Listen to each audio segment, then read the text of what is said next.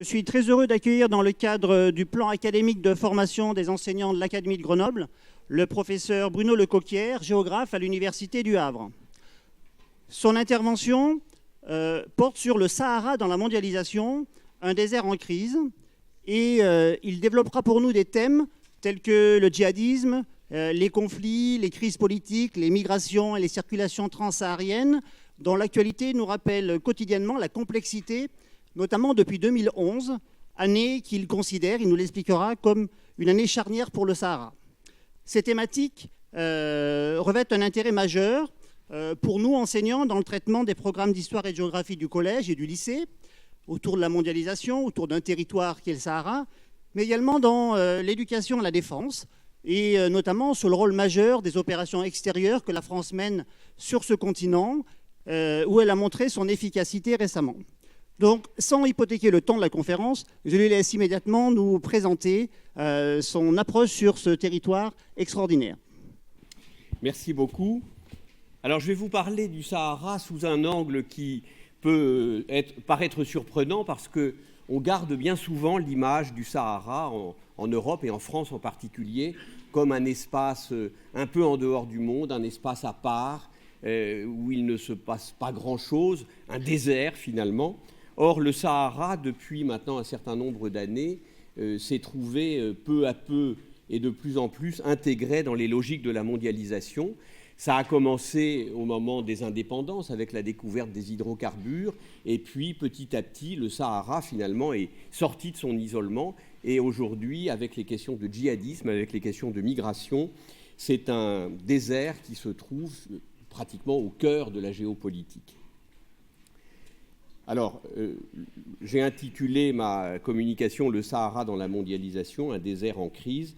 J'avais publié il y a quelques mois un numéro de la documentation photographique dont vous avez la couverture ici qui s'appelait « Le Sahara, un désert mondialisé » dans lequel un certain nombre des aspects que je vais développer aujourd'hui se trouvaient.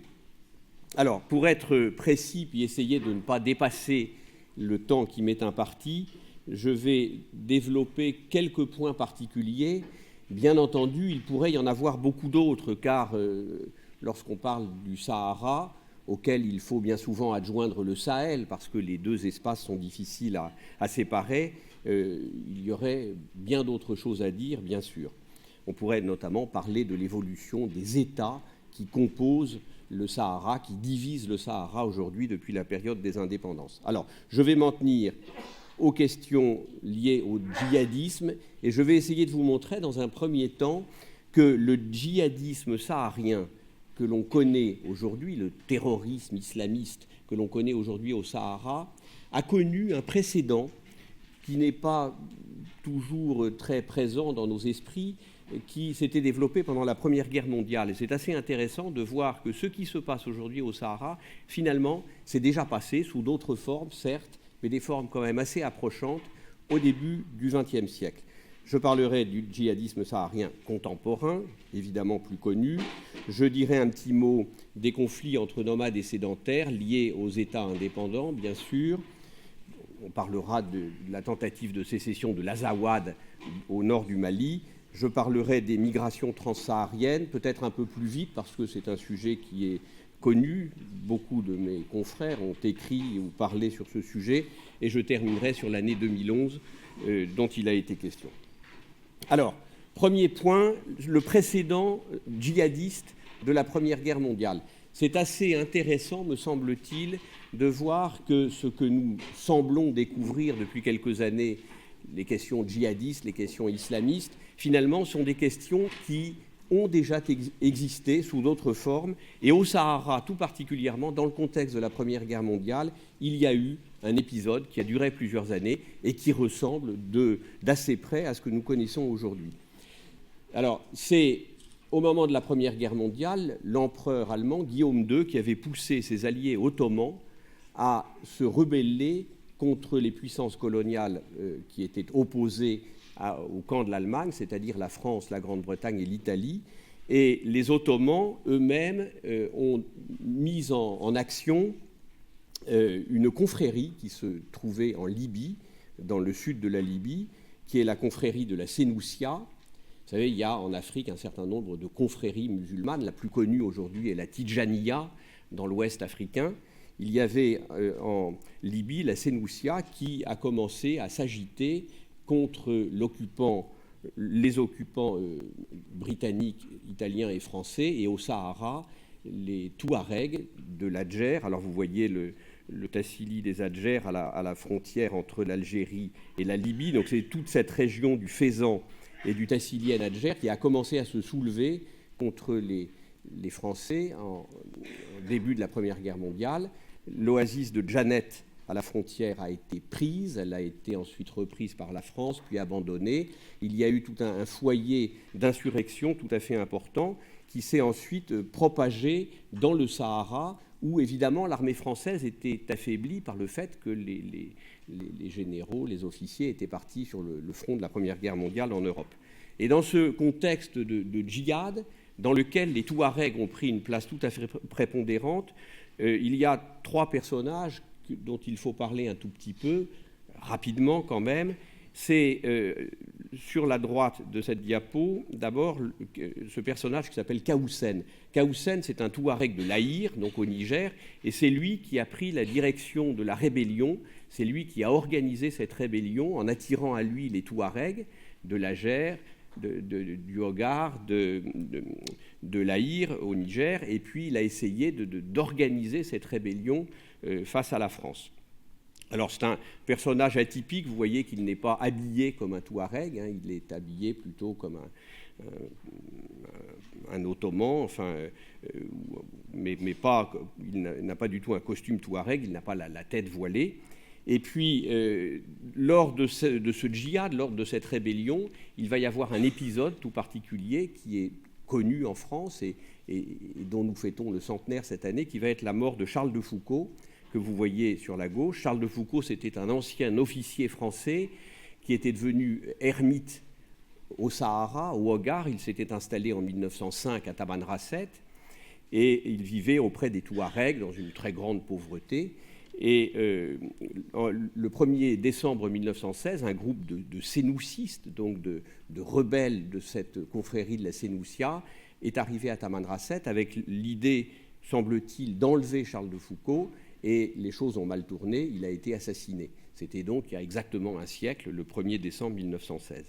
Et puis le troisième personnage de cette galerie de portraits, c'est le général Lapérine, officier français qui avait organisé au début du siècle les compagnies méharistes sahariennes françaises dans tout le Sahara français, qui étaient parties sur le front de l'Est, enfin le front européen, et qui a été rappelé au Sahara pour reprendre en main l'armée française et puis organiser la résistance face à ce djihad dont Kaoussen était le chef. Alors, le retour de Lapérine va permettre à l'armée française de reprendre la main. Kaoussen va être lâché peu à peu par les Ottomans. Il sera finalement arrêté par le sultan du Fezzan, il sera pendu, et puis en 1919, les choses seront revenues à la normale pour l'armée française. Mais vous voyez qu'il y a eu finalement, dans le contexte de la Première Guerre mondiale, ce qu'on peut appeler un djihad, et qui ressemble par certains traits à ce que nous connaissons aujourd'hui, c'est-à-dire un mélange de questions politiques, religieuses, etc., avec des attentats, des attaques contre les armées Là, c'était l'armée d'occupation, mais aujourd'hui, ce sont les armées nationales qui sont attaquées. Enfin, il y a des choses qui se ressemblent beaucoup. L'enlèvement de Charles de Foucauld, finalement, qui était prévu, ça ressemble un peu à ce qui se passe aujourd'hui pour les voyageurs occidentaux. Alors, laissons là cet épisode historique pour regarder plus près de nous ce que j'appelle les racines du djihadisme saharien contemporain. Très clairement, c'est la guerre civile en Algérie, qu'il faut appeler plutôt la décennie noire. Les Algériens n'aiment pas du tout qu'on parle de guerre civile, donc j'utiliserai ce terme de décennie noire. Ça a commencé en 1980, au tout début de l'année 1992, lorsque les élections législatives qui avaient été organisées par le président Chadli Benjedid à l'époque ont donné une très large majorité aux islamistes, au Front islamiste du Salut, au premier tour, et les militaires, les généraux algériens ont pris peur et le président Chadli a annulé purement et simplement le deuxième tour des élections. La guerre civile algérienne, la décennie noire, est née à partir de là. Elle s'est très vite radicalisée, assombrée dans la violence, dans le terrorisme, avec toute une série d'épisodes que nous connaissons, d'autres moins. Il y a eu énormément de massacres. Hein. Il y a sans doute eu près de 200 000 morts à cette époque en Algérie. Il n'y a pas de chiffre précis. En France, nous connaissons l'épisode de l'enlèvement des moines de Tibirine, par exemple, hein, qui s'inscrit dans cette période. Et le GIA, en particulier, le groupe islamique armé, a semé la terreur en Algérie. Et puis, un autre mouvement est né en 1998, le groupe salafiste pour la prédication et le combat, qui s'est séparé du GIA et qui, lui, s'est opposé principalement à l'armée algérienne. Et à la fin du XXe siècle, l'armée algérienne, petit à petit, a réussi à repousser ce GSPC vers le Sahara, vers le sud, et ce groupe militaire qui a donné naissance à Al-Qaïda au Maghreb islamique en 2006, s'est peu à peu installé dans les régions frontalières, parce que les régions frontalières, c'est pratique, ça permet de passer d'un bord à l'autre de la frontière, d'un pays à l'autre, quand on est poursuivi. Et c'est donc ces groupes djihadistes algériens, repoussés peu à peu vers le sud, qui se sont en quelque sorte enquistés au Sahara, dans les régions de frontières, qui ont donné naissance à AQMI. Voilà ce qui est véritablement à l'origine du djihadisme au Sahara.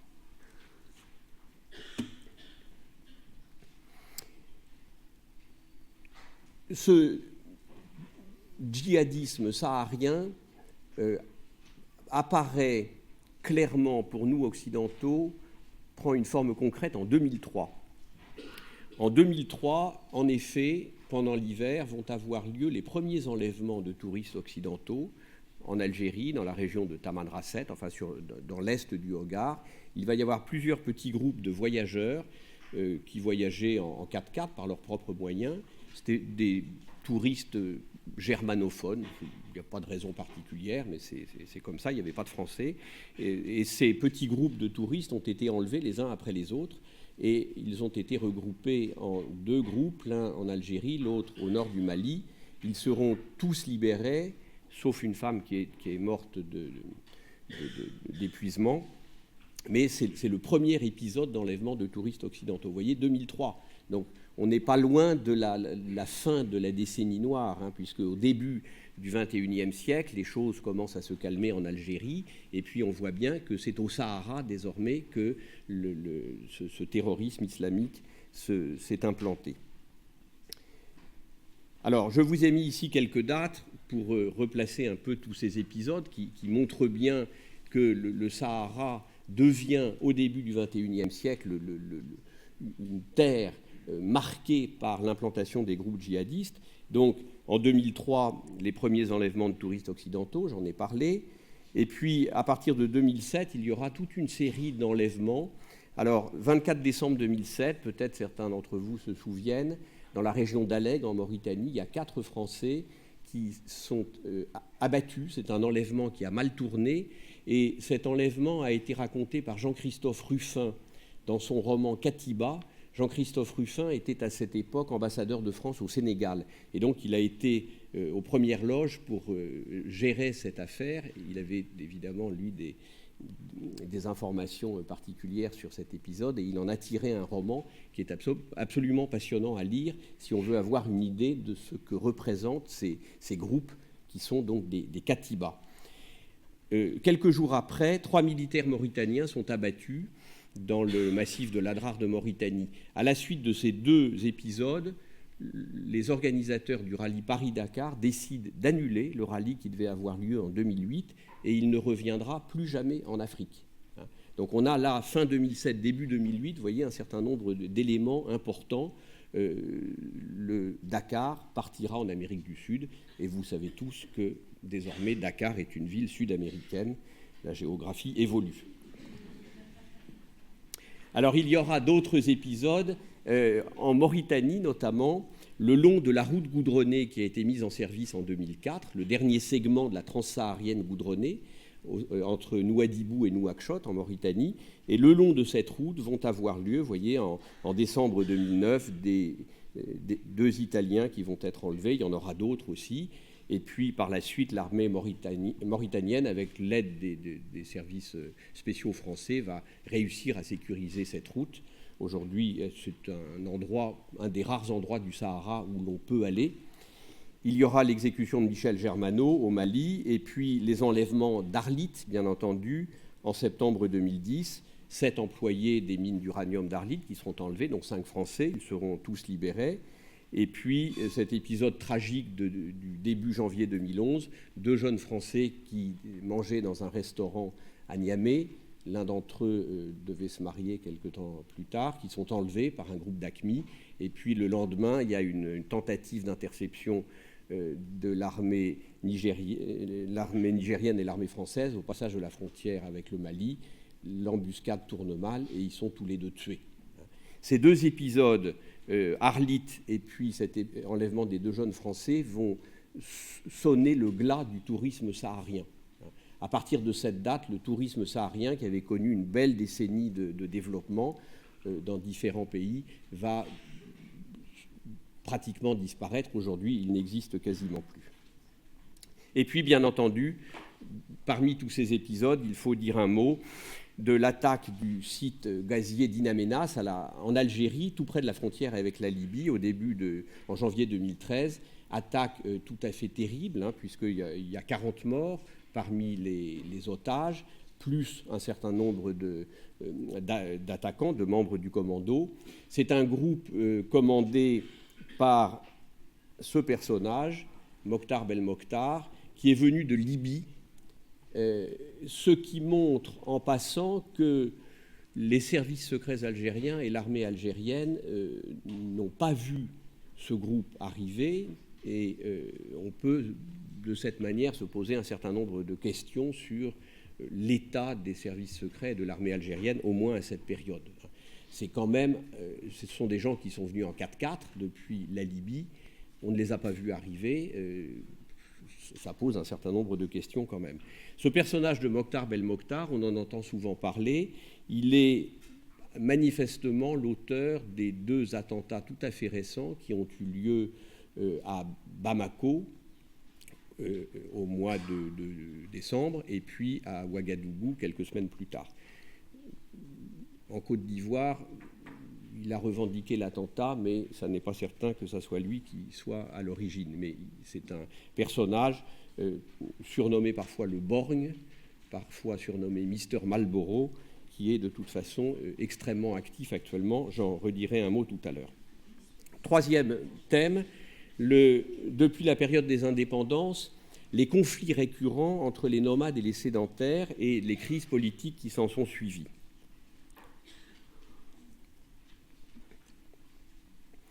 Alors, à l'époque de l'Empire français, le Sahara était un espace ouvert, au moins pour la partie française, mais c'était la majeure partie du Sahara, et les nomades sahariens, les Maures, les Touaregs, les Toubous, pouvaient circuler dans cet espace sans encombre, à la seule condition, bien sûr, de se ranger aux contraintes qui étaient imposées par l'armée française. Moyennant quoi, ces groupes étaient libres de circuler et de mener la vie qu'ils voulaient du moment qu'ils acceptaient la présence de l'armée française. Et lorsque les indépendances sont arrivées, donc autour des années 60, les chefs coutumiers de ces groupes nomades ont compris ce qui allait se passer, c'est-à-dire qu'ils allaient devenir citoyens de nouveaux États indépendants dans lesquels ils allaient très vite rencontrer des problèmes. Parce que les nomades sahariens, les Touaregs en particulier, sont des guerriers. Ils ont en France en particulier une image, vous savez, les hommes bleus du désert, des hommes parés d'une image très très positive, mais les Touaregs, ce sont des guerriers fondamentalement. Ce sont des gens qui ont toujours fait la guerre, et en particulier, pendant toute la période coloniale française, c'est des gens, les hommes en particulier, les hommes menaient des opérations de razzia. Ils partaient en redzu, c'est-à-dire des petits groupes armés, et ils allaient attaquer les villages sédentaires sur la bordure sahélienne. Donc on raflait des troupeaux, des esclaves, quelques femmes en passant, et puis on repartait à toute vitesse. Et puis parfois on attaquait d'autres tribus nomades, on attaquait la caravane du sel, etc. Mais ces attaques, ces razzias se faisaient bien souvent au détriment des villages sédentaires. Et les indépendances venues, évidemment, ces Touaregs et puis les groupes nomades en général ont bien compris que les choses allaient changer pour eux et qu'ils allaient peut-être rencontrer des problèmes, en grande partie, qui étaient la conséquence de leurs exactions passées. Et ces nomades ont alors demandé à la France de rester dans une union avec la France plutôt que de se retrouver citoyens de l'Algérie, de la Mauritanie, du Niger, du Mali, du Tchad. Alors, la France avait, dans un premier temps, imaginé, vous voyez ici, avec un contour marron, de créer une organisation commune des régions sahariennes. La Mauritanie n'en faisait pas partie, mais il y a eu ce projet dans lequel, évidemment, la découverte des hydrocarbures pesait. Ce n'était pas simplement pour être gentil avec les nomades, mais il y avait aussi pour la France l'intérêt de garder la main sur les hydrocarbures qui avaient été découverts. Et les nomades, de leur côté, au moins pour ceux de la boucle du Niger, de la région de Tombouctou, souhaitaient eux aussi rester dans une union avec la France. Alors il y a une lettre qui existe, je vous ai mis la copie de cette lettre, c'est une lettre datée du 30 mai 1958, qui s'adresse à Sa Majesté le Président de la République française. Et dans cette lettre, les commerçants et les chefs coutumiers de la région de Tombouctou demandaient clairement à rester dans une union avec la France. Alors je vous ai mis le début, vous voyez, nous avons l'honneur de vous déclarer très sincèrement, une fois de plus, que nous voulons rester toujours musulmans avec notre cher statut privé. Nos intérêts et nos aspirations ne pourraient être en aucun cas défendus tant que nous sommes attachés à un territoire représenté forcément et gouverné par une majorité noire dont l'ethnie, les intérêts et les aspirations ne sont pas les mêmes que les nôtres. Et puis, il y a comme ça plusieurs pages de texte et puis une liste très longue de signatures après. Si je vous montre cette lettre, c'est parce que lors de la tentative de sécession de l'Azawad, en 2012, eh bien, le MNLA, le Mouvement national de libération de l'Azawad, fera référence à cette lettre en disant, eh bien, déjà, il y a un certain nombre d'années, nous avions demandé à rester dans une union avec la France et nous sommes toujours dans cette idée que nous ne pouvons pas nous entendre avec les sédentaires négro-africains de notre pays. Alors, voilà donc cette déclaration d'indépendance qui est la suite de très nombreuses oppositions entre les groupes au pouvoir. Alors, au Mali et au Niger, ce sont les sédentaires négro-africains qui ont toujours été au pouvoir. En Mauritanie, c'est le contraire. Ce sont les nomades morts, les anciens nomades, qui détiennent le pouvoir depuis l'indépendance, au détriment des sédentaires négro-africains du sud du pays. Mais pour ce qui est du Mali et du Niger, il y a eu de très nombreuses oppositions, que je ne vais pas détailler ici, depuis les indépendances. Il y a eu des massacres, il y a eu des Touaregs assez nombreux qui se sont réfugiés dans d'autres pays pour échapper à ces massacres. Et c'est notamment en quittant le Mali et le Niger que ces Touaregs ont été enrôlés et militarisés par Kadhafi et armés par Kadhafi, qui leur a donné aussi un sentiment d'identité touareg. L'idée de nation touareg n'existait pas jusqu'à la fin du XXe siècle. C'est une idée récente. Les Touaregs sont organisés en confédérations qui sont autonomes les unes par rapport aux autres. Ce sont des gens qui ont en commun une langue, le tamatchek, qui ont en commun des usages, des manières de vivre, des manières de s'habiller, mais il n'y avait pas du tout de sentiment de nation touareg et d'identité touareg générale. Il n'y avait pas de demande d'existence d'un État touareg. Et c'est ces Touaregs qui ont quitté leur pays dans les années 90, qui ont été militarisés et politisés par Kadhafi. Et alors ça, pour le Mali, vous voyez que je saute un peu des étapes, pour le Mali, ça a abouti à la déclaration d'indépendance, donc à la proclamation de la sécession de l'Azawad, c'est-à-dire la région nord du Mali, en avril 2012, par le Mouvement national de libération de l'Azawad. Alors, ce MNLA, c'est un mouvement malien, touareg, mais ça n'est pas un mouvement terroriste, ça n'est pas un mouvement islamiste à proprement parler. Le problème, c'est que très vite, le MNLA va être complètement marginalisé, va être mis sur la touche par d'autres mouvements qui, eux, sont des mouvements islamistes et pour certains d'entre eux tout à fait terroristes. Alors, avant d'en parler, voici la proclamation d'indépendance du MNLA, avril 2012, et je vous ai mis ce texte parce qu'on y retrouve la mention de la lettre de 1958, vous voyez, rappelant les principes du droit international, et regardez le deuxième paragraphe, considérant la volonté explicitement exprimée dans la lettre datée du 30 mai 1958, adressée au président français par les notables guides spirituels de toutes les composantes de l'Azawad, considérant qu'en 1960, à l'occasion de l'octroi de l'indépendance au peuple ouest-africain, la France a rattaché sans son consentement l'Azawad à l'État malien qu'elle vient de créer, rappelant les massacres, les exactions, humiliations, etc. Vous voyez, il y en a beaucoup. Mais effectivement, il y a eu beaucoup d'épisodes très violents pendant toute cette période, rappelant le comportement inhumain du Mali qui a utilisé les différentes sécheresses, etc. Et puis, donc, à ce titre, pour tous ces éléments, nous proclamons l'État indépendant de l'Azawad. Voilà comment les choses se sont passées.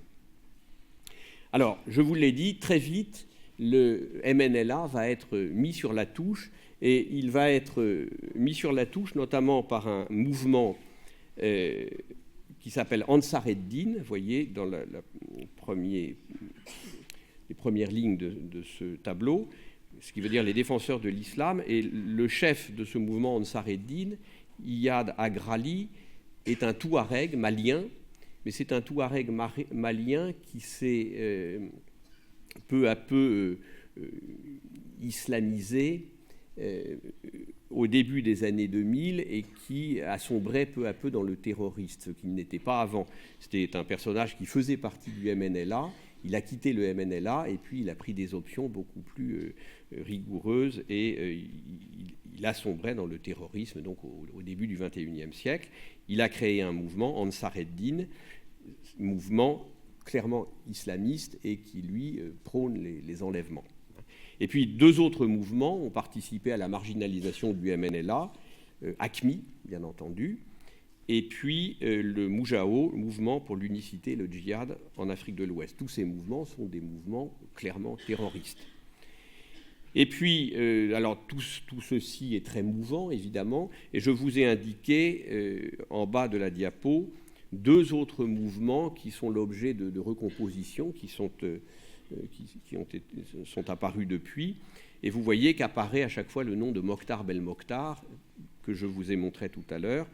Alors Mokhtar Belmokhtar a d'abord créé un premier mouvement, Al-Moula Samin, et puis un deuxième mouvement qui existe actuellement, Al-Mourabitoun.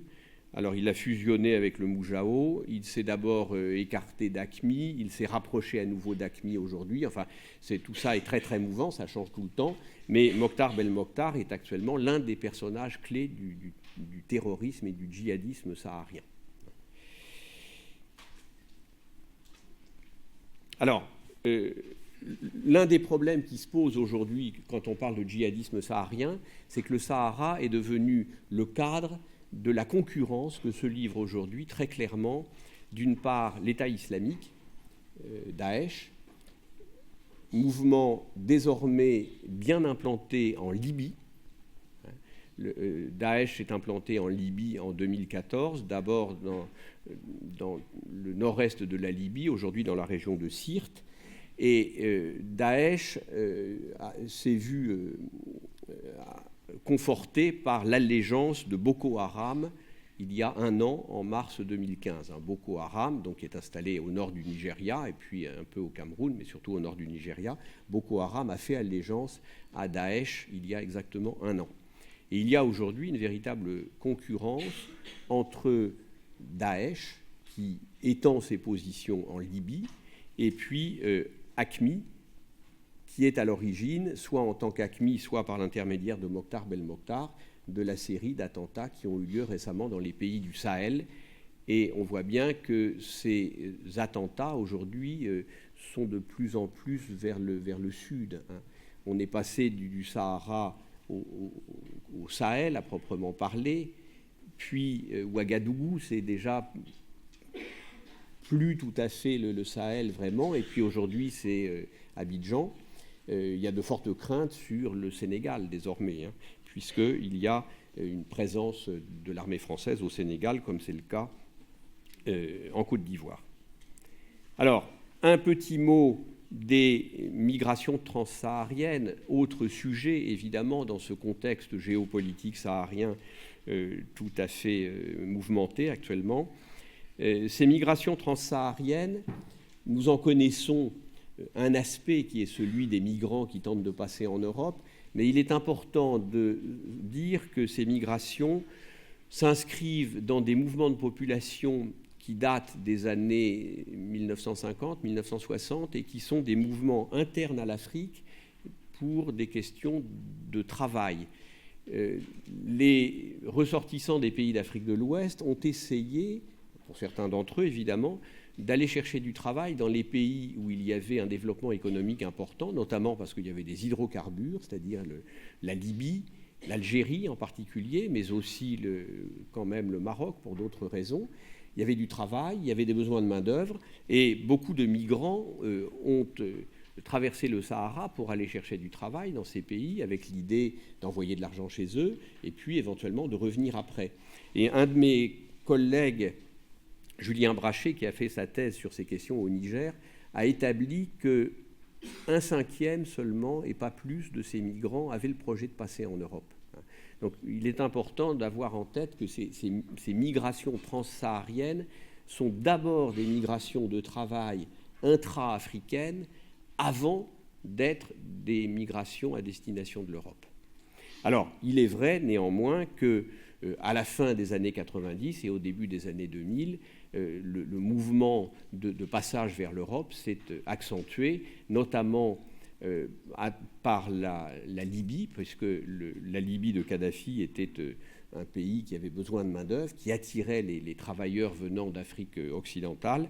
Et à partir de la Libye, il était possible de trouver des passages vers l'Europe. Les camions que vous voyez ici sont des camions qui sont en train de revenir de la Libye vers le sud du Niger. Donc ce sont des travailleurs qui ont été en Libye pour trouver du travail, et puis soit qu'on les ait forcés, soit qu'ils aient choisi de revenir. Ceux-ci sont en train de revenir. Ces camions qui traversent le Ténéré sont des camions dans lesquels il y a des marchandises. La benne est remplie de marchandises et les migrants sont au-dessus, à l'air libre, avec leurs sacs et leurs bidons d'eau accrochés sur les côtés des camions. Ce sont des photos qu'on a eu l'habitude de voir, mais ce sont des conditions de traversée pour la partie saharienne qui sont extrêmement dangereuses parce que ces camions peuvent tomber en panne. Il y a régulièrement des morts, des gens qui sont perdus, etc. Le Ténéré est une très vaste région désertique dans laquelle il n'y a rien du tout. Il n'y a pas d'eau, il n'y a pas d'oasis, il n'y a rien. Donc ce sont des traversées extrêmement dangereuses. Et puis bien entendu, pour ceux qui ont le projet de passer ensuite en Europe, ça rajoute une difficulté supplémentaire. Alors voilà une carte qui permet de résumer un peu tout ça. Sur cette carte, vous avez à la fois les réseaux, les routes migratoires qui sont aujourd'hui aux mains de véritables mafias. Ce sont des réseaux mafieux qui organisent ces routes migratoires aujourd'hui, principalement depuis la chute du régime du colonel Kadhafi en 2011, dans le cadre du printemps arabe. Dans un premier temps, ces routes migratoires sont parties ailleurs, vers l'est de la Méditerranée, et puis en 2013, elles se sont à nouveau réorientées vers la Libye. Ces réseaux passent par la Libye aujourd'hui, mais ce sont de véritables mafias qui tiennent ces routes. Le passage par le détroit de Gibraltar est devenu quasiment impossible aujourd'hui. La ville de Tamanrasset dans le sud algérien et la ville d'Agadez dans le nord du Niger sont des points de passage quasi obligés pour ces routes migratoires que vous voyez représentées en verte sur cette carte. Alors, il y a d'autres réseaux, évidemment, qui sont tout à fait importants. Ce sont les réseaux pour le trafic de drogue, qui est intense à travers le Sahara. Ces routes sont signalées par des flèches roses, et la drogue en particulier, la cocaïne, arrive d'Amérique du Sud à travers l'Atlantique, par bateau ou par avion. On parle de l'autoroute 10, c'est-à-dire le parallèle 10, qui est l'axe de circulation entre les côtes américaines et l'Afrique de l'Ouest. Et puis, ce trafic de drogue est pris en charge par des katibas, donc par ces réseaux constitués d'anciens nomades à travers le Sahara. Et il y a donc un mélange entre tous ces réseaux, si vous voulez, les réseaux de migrants, les réseaux de trafic de drogue, les enlèvements d'étrangers, etc. Tout ça est aux mains de personnages qui sont souvent les mêmes et qui sont de véritables réseaux mafieux. Alors, les migrations vers l'Europe, il y en a aujourd'hui, évidemment, à partir de la Libye, mais le passage par le Sahara n'est plus aujourd'hui la voie de passage la plus importante. Vous savez bien que c'est le passage par la Turquie et par la Grèce qui est devenue la voie d'entrée principale en Europe. Le chiffre pour 2015, c'est 1 million de migrants qui sont arrivés en Europe. En janvier, pour le premier mois de cette année, il y a eu 40 000 passages via la Méditerranée, mais donc le plus grand nombre de ces passages s'opèrent par d'autres voies que le Sahara aujourd'hui. Donc, juste un petit mot pour dire que l'Union européenne, mais vous le savez bien, a les plus grandes peines du monde à gérer cette question. Il y a une agence qui existe, l'agence Frontex, mais qui présente l'inconvénient d'être surtout une agence sécuritaire et de ne pas se préoccuper beaucoup des questions humanitaires. C'est la raison pour laquelle les Italiens avaient mis en 2014 en place une opération Mare Nostrum qui avait pour objectif justement d'aller au secours des migrants qui étaient dans des embarcations de très mauvaise qualité. Vous savez qu'il y a eu des naufrages tout à fait importants. Il y a un an, il y a eu un naufrage qui a fait 800 morts, un bateau qui avait quitté Tripoli en Libye, qui allait vers l'île de Lampedusa, qui a coulé, il y a eu 800 morts. Donc l'opération italienne Mare Nostrum avait pour objectif de secourir ces migrants, et Frontex a fini par donner un aspect humanitaire à ces missions avec l'opération Triton. Voilà. Alors, pour terminer, l'année 2011, l'année charnière, parce que c'est l'année des printemps arabes, c'est l'année de l'effondrement de la Libye, et l'effondrement de la Libye a joué un rôle particulièrement important dans toute cette histoire. Alors, j'ai remis ici, pour mémoire, les principales dates importantes de cette année 2011 et de celles qui ont suivi. Évidemment, pour ce qui nous intéresse ici, c'est l'action militaire, l'opération militaire franco-britannique sous couvert de l'OTAN en Libye qui a abouti à la destitution et à la mort de Kadhafi au mois d'octobre, le 20 octobre, sans suite, puisque vous savez bien que les armées françaises et britanniques sont ensuite reparties, et puis on a laissé les Libyens se débrouiller, et le chaos qui s'en est suivi a alimenté les groupes djihadistes qui sillonnent le Sahara aujourd'hui dans tous les sens, notamment avec les stocks d'armes de Kadhafi qui se sont trouvés quasiment en libre service. Donc cette année 2011 est une année particulièrement importante pour la géopolitique contemporaine du Sahara. La Libye est un pays dans lequel il y a aujourd'hui 2 gouvernements. C'est un pays qui est ouvert à tous les vents, vous le savez bien. Je termine, c'est la dernière diapo, qui permet de résumer peut-être un peu tout ce que je viens de dire. Ce sont les cartes de conseil aux voyageurs du ministère français des Affaires étrangères qui montrent quel est l'état de ces pays. Alors, il y a 2 cartes, vous voyez, les États du Nord Sahara et les États du Sud Sahara et du Sahel. La couleur rouge, pour le ministère français des Affaires étrangères, c'est surtout n'y allez pas. La couleur orange, c'est si vous pouvez ne pas y aller, c'est mieux. Vous voyez qu'il y a peu de pays où l'on puisse aller aujourd'hui.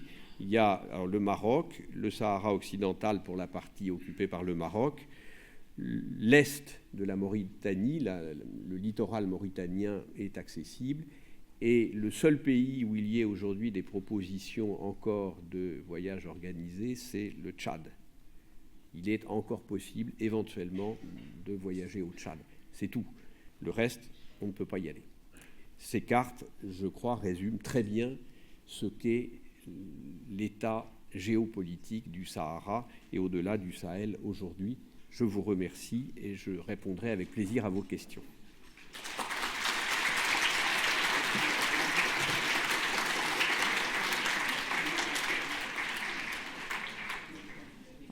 Merci, professeur Lecoquière, pour cette mise en perspective géohistorique. Donc, on va partager vos questions. Monsieur, vous avez le micro. Oui, donc je viens de Béziers pour vous écouter.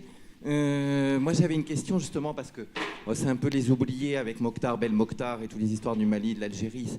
On s'en occupe beaucoup moins. Vous l'avez juste évoqué à la fin sur la carte, sur le front Polisario et les Sahraouis que Daniel Mitterrand à un moment soutenait, et l'Algérie surtout, contre le Maroc. Et ce conflit-là, on l'a un petit peu oublié. Ils n'ont jamais pu voter pour leur indépendance. C'est quand même le seul pays d'Afrique qui a jamais pu voter parce que le Maroc l'a annexé. Et c'est vrai que quand moi j'enseigne en terminale, en lycée, chaque fois qu'on évoque ça, ça provoque un certain nombre de réflexions et de heurts entre élèves d'origine marocaine et élèves d'origine algérienne, parce que c'est la pomme de discorde depuis 40 ans. C'est juste si vous pouvez nous dire quelques mots là-dessus, mais j'ai bien vu. Vous ne pouvez pas parler de tout en une heure. Vous avez raison de parler du Sahara occidental. C'est un sujet tout à fait important, dont on reparle d'ailleurs ces jours-ci. Le Sahara occidental, c'est effectivement un problème très compliqué. Lorsque la puissance coloniale espagnole a quitté le pays en 1975, l'armée marocaine a aussitôt envoyé des soldats très nombreux pour occuper le Sahara occidental, qui est donc en grande partie sous occupation marocaine, il faut dire les choses comme elles sont, depuis 1975. Le Front Polisario, donc les Sahraouis qui réclament l'indépendance de ce pays, sont soutenus par l'Algérie. Il y a des camps de réfugiés sahraouis dans la région de Tindouf, dans l'est de l'Algérie. Le secrétaire général de l'ONU, vous avez peut-être vu ça, a été visiter ces camps la semaine dernière et il en est revenu tout à fait horrifié. Et il a fait des commentaires sur l'état de ces camps de réfugiés qui n'ont pas du tout plu aux autorités marocaines, qui l'ont renvoyé dans les cordes en lui demandant de se mêler de ce qu'il regardait. Bon. Donc, on est dans une situation qui est une situation totalement bloquée. Il devrait y avoir normalement un référendum d'autodétermination qui est demandé par l'ONU depuis longtemps, mais qui n'a jamais pu être organisé. Le Maroc, de toute façon, refuse absolument que ce référendum soit organisé. Alors, le Maroc a pris le parti de mettre beaucoup de moyens pour développer les villes, l'agriculture, etc. du Sahara occidental, de la partie marocaine du Sahara occidental, pour essayer justement de fixer définitivement cette région et de lui donner un développement économique tel qu'il n'y ait plus de velléité d'indépendance. Alors cette question fait que le Maroc et l'Algérie ne se parlent pas, et la frontière terrestre entre le Maroc et l'Algérie est fermée depuis 20 ans. C'est quand même tout à fait extraordinaire. On ne peut pas passer, sauf si on passe par le désert, mais on ne peut pas passer par des postes de frontière officiels entre le Maroc et l'Algérie par voie terrestre. Ça n'est pas possible. Ça fait 20 ans que c'est fermé parce que l'Algérie soutient l'indépendance, la volonté d'indépendance du Sahara occidental que le Maroc, évidemment, refuse. D'autres questions ? Je m'appelle Ibrahim Assar, donc je suis du CDS de Dakar.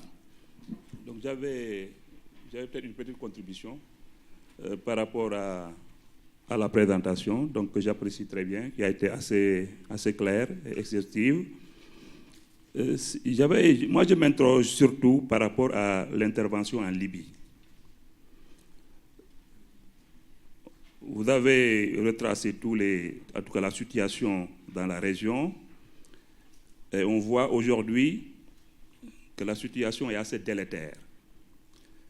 Si on regarde la situation au Mali, on a une rébellion qui est née après l'effondrement, comme vous avez dit, du régime libyen et qui a créé en tout cas une rébellion avec le retour des combattants touaregs qui étaient intégrés dans l'armée libyenne par Muammar Kadhafi.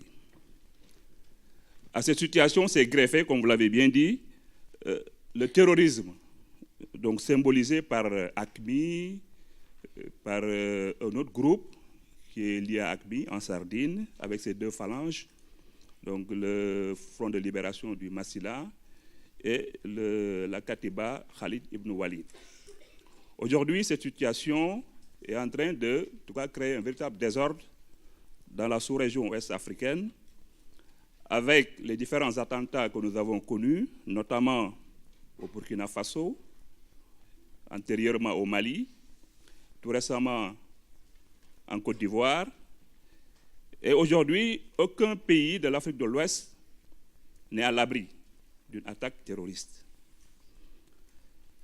Alors, est-ce que vous ne pensez pas, et je passe en tout cas de la situation aujourd'hui qui prévoit en Libye, vous avez parlé tout récemment de 2 gouvernements, je crois qu'aujourd'hui on a 3 gouvernements. Il y a un gouvernement qui vient d'être mis en place tout récemment et qui n'est pas reconnu par les milices qui sont installées à Tripoli. Donc on fait face aujourd'hui à 3 gouvernements, le 3e gouvernement d'ailleurs que la communauté internationale demande en tout cas de reconnaître. Alors cette situation fait que, en tout cas, cette situation est assez préoccupante. Et aujourd'hui, moi je me pose la question de savoir si on avait laissé la situation en l'état en Libye, est-ce qu'on aurait connu en tout cas cette situation qui prévaut actuellement, en tout cas dans la région ouest africaine. Merci. Écoutez, il faut quand même reconnaître, alors sans vouloir faire de la politique politicienne, hein, ce n'est pas ce que je cherche à faire, mais il faut reconnaître que l'intervention franco-britannique en Libye, qui s'est terminée par la mort de Kadhafi, et le départ quand même de ces 2 puissances ensuite, sans trop se soucier de ce qui allait se passer après, il est évident que ça a apporté beaucoup de complications et de désordre. Il y a une responsabilité de la France et de la Grande-Bretagne dans cette affaire-là. Alors, après, est-ce que ça aurait été mieux en laissant Kadhafi en place ? Vous savez, on peut se poser la question pour l'Irak aussi. Est-ce que ça aurait été mieux de laisser Saddam Hussein en place, etc. Bon, on peut toujours effectivement se dire ça.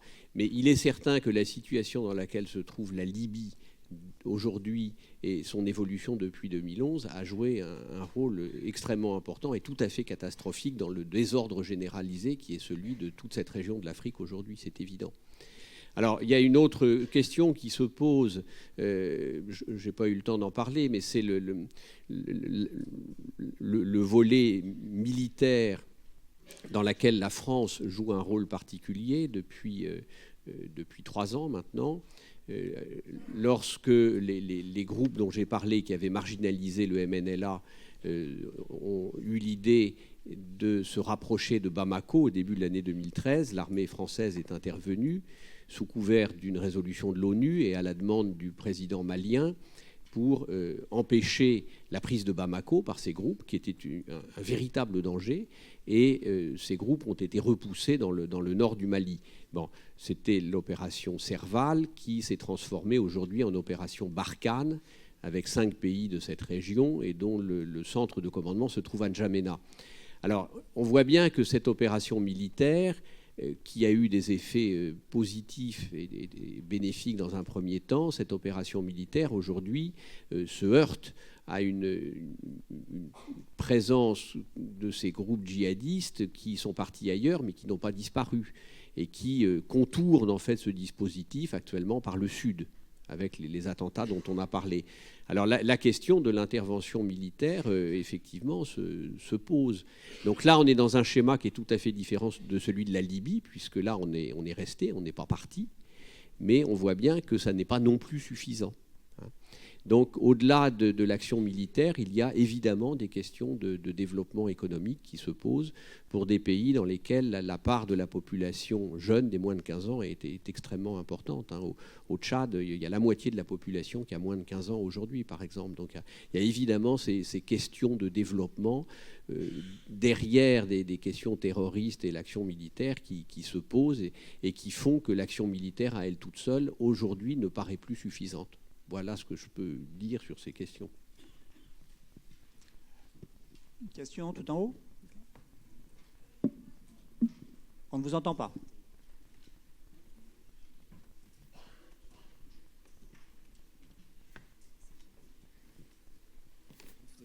Essayez de faire vite parce qu'il faut qu'on libère l'amphithéâtre.